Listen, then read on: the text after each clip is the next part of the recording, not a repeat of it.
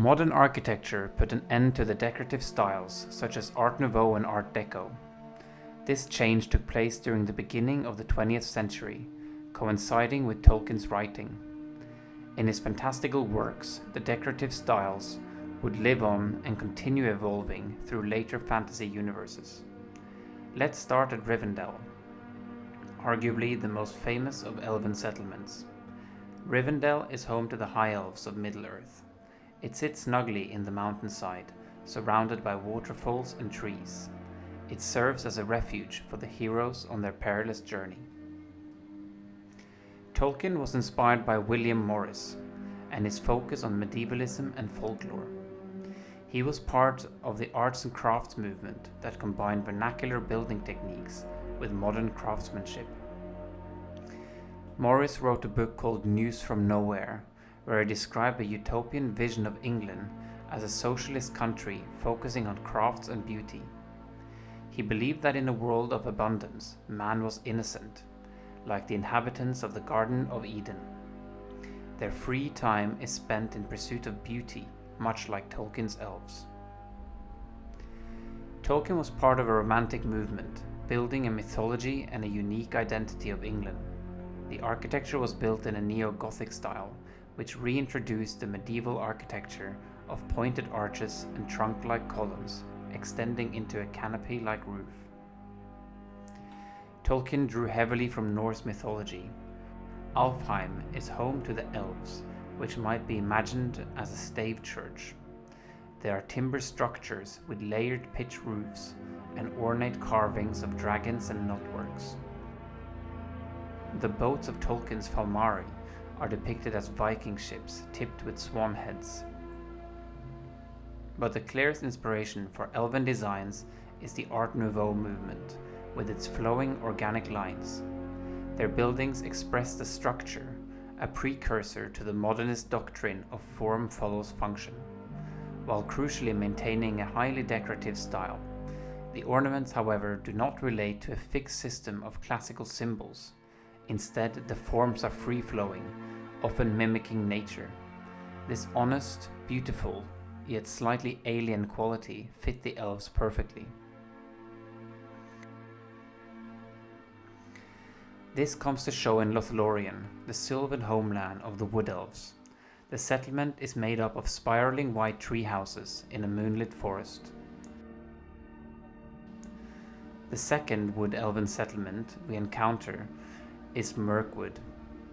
It is an even darker, a more jungle-like setting, where giant roots grow together into a cavern-like hole at the base of a giant tree. Darnassus is home of the Night Elves of World of Warcraft. The architecture draws from various historical styles as it seeks to stand out from Tolkien's elves. They have carved runestones, like the standing stones found around the British Isles, such as Stonehenge, invoking a sense of timeless mysticism. The spiritual leaders of Neolithic England were druids that could perform magic and commune with the pagan gods.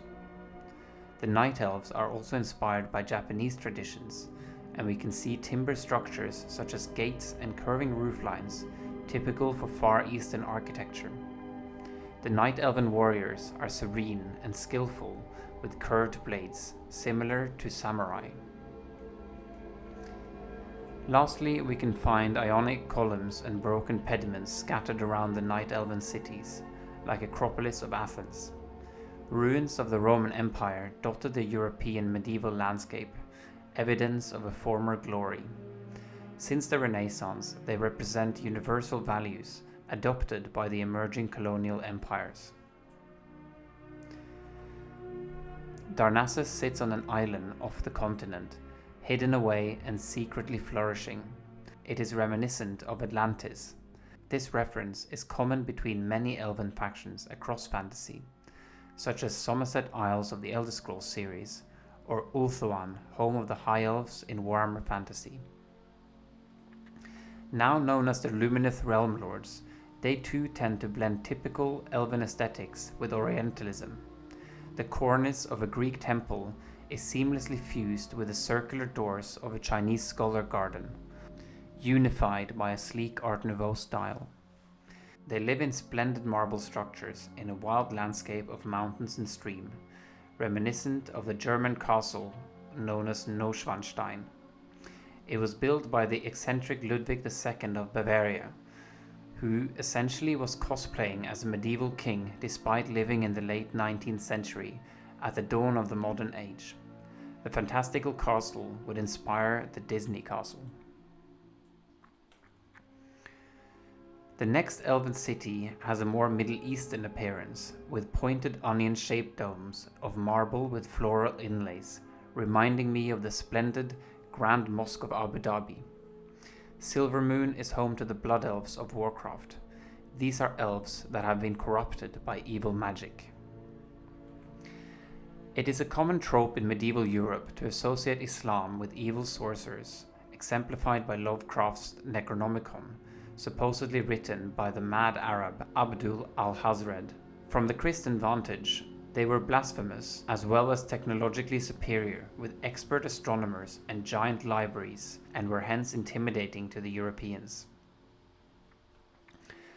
The myth of the Tower of Babel also exemplifies this tradition, where humans challenged God by building a tower reaching into the heavens.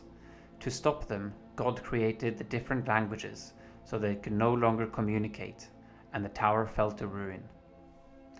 The Blood Elven designs also remind me of the Futurist designs by Antonio Sant'Elia. He was an early modern designer, springing out of the Art Nouveau movement, but focused on machine aesthetics. He designed skyscrapers and flying bridges, and his designs were full of vertical lines reaching for the heavens. He can be considered a proto-fascist, worshipping the machine and glorified war. These themes fit perfectly into Tolkien's visions of Sauron and his tower Barad-dûr, that appears as a series of fractal spikes, like thorns piercing the burning sky surrounding it. Tolkien was traumatized by the First World War, a modern war dominated by machines that caused unparalleled destruction. Naggaroth, home of the Dark Elves, continued these designs, infusing it with curves, portraying a culture that takes pleasure in the horrors of war. Their designs remind me of H.R. Giger, who fuses bodies and machines into grotesque images. The second tower in The Lord of the Rings is Orthanc, the Tower of Saruman. It is cut out of black onyx stone, with an industrial landscape radiating out from it. The crystalline forms are like that of the Art Deco movement from the Roaring Twenties. America didn't witness the destruction of Europe, and their decorative architecture celebrated technological prowess and luxury, mimicking gemstones and machines.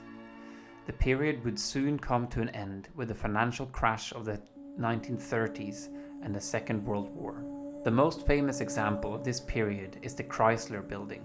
The entrance is a chamfered arch, which was replicated in the design of Moria, the dwarven capital of Middle-earth. The dwarves in their greed dug too deep and awoke the Balrog, mirroring the story of the Roaring Twenties. The underground has long been a representation of technology, wealth and danger, exemplified by giant mines such as Wieliczka, the salt mines outside of Krakow. It is a gigantic network of excavated tunnels burrowing deep into the grounds, complete with a cathedral sitting hundreds of meters below ground, carved out of rock. The wealth of the mines funded the Kingdom of Poland, yet the miners had terrible working conditions, rarely seeing the light of day. A later example is the Tube network of London from Victorian England. Stories from their construction describe workers in torchlit tunnels deep below ground, covered in mud, building a technological marvel. While the London Tube can be blazing hot and cramped in the summer, it has not yet fallen prey to a Balrog that seemed to be the inevitable end of any subterranean settlement in fantasy. As was the case with the Dwemer cities of Skyrim, here the elves mysteriously disappeared, and their ruined halls are filled with steampunk robots and blind goblins that are the decrepit descendants of elves. So that was quite a long rant. It is an endless topic, as we can disappear into ever more references. But it's been a nice way of gathering some thought as I plan on creating a video series where I further analyze and reimagine some of these elven settlements. Before I let you go, however, I want to try to explain why I'm looking at elven architecture. I recently graduated from architecture school, where I was trained on modernism and postmodernism. Yet when I speak to people outside the profession, they always tell me they much prefer classical architecture. It's become a bit of a cliche, yet I very much sympathize with them, for I remember a time before studying architecture when I too disliked modernism and always enjoyed ornaments and details on buildings. Yet I think classicism is too restrictive and it is loaded with symbolism such as colonialism, etc. Instead, I propose we looked at the extreme diversity of styles present in the fictional universes. As stated in the beginning, there has been a parallel architectural history unfolding in fantasy worlds. Maybe it's time the two histories converge.